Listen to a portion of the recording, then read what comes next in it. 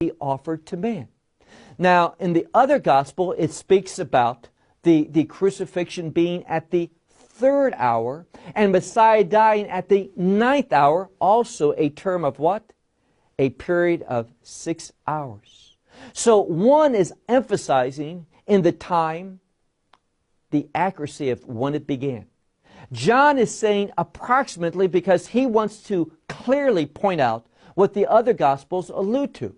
They say from the 3rd hour to the 9th hour, a span of 6 hours. He wants to use the 6th hour in order to show clearly Messiah's death has the purpose of manifesting the grace of God.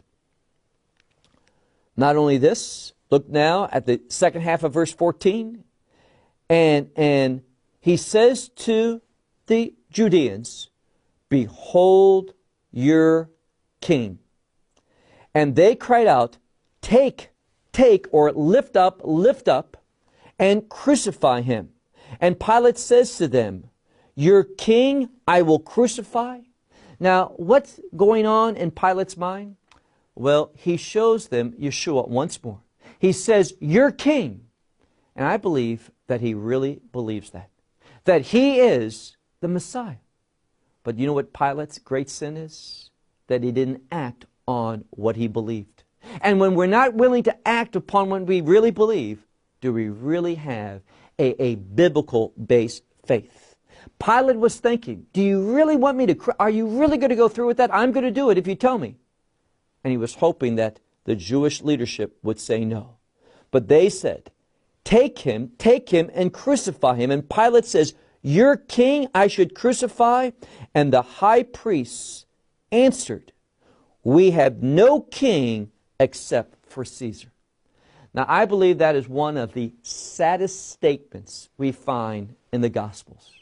When the high priest would say, "We have no king except Caesar." You know what that tells us? It tells us at this time, the Jewish leadership, who's represented by the high priest, didn't really believe that there was a Messiah. They didn't believe that God had one that he was going to send into this world that would bring about a change. No, they believed that the world which they were living in was the only world.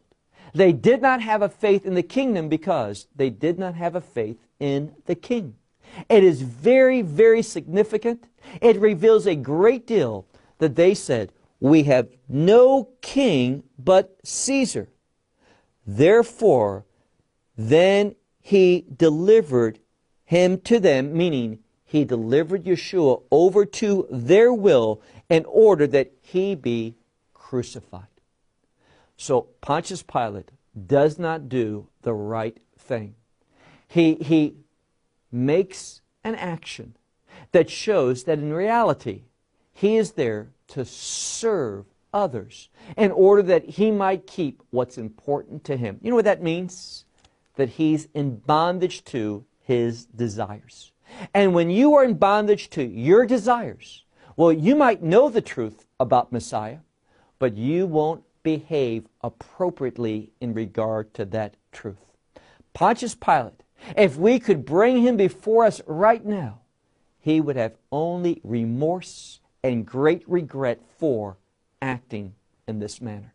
And it was all rooted in what? His desire to please self. And that's why the Apostle Paul makes such a powerful statement.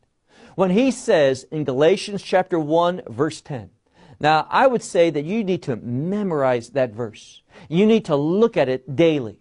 Where he says, "If I was still trying to please men, I would not be a servant of God."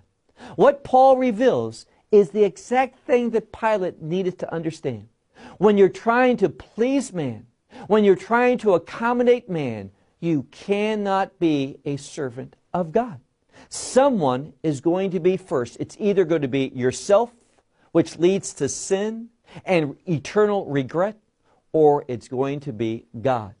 And that faith in God, Him being first, is going to lead you to submit to His only begotten Son, Yeshua.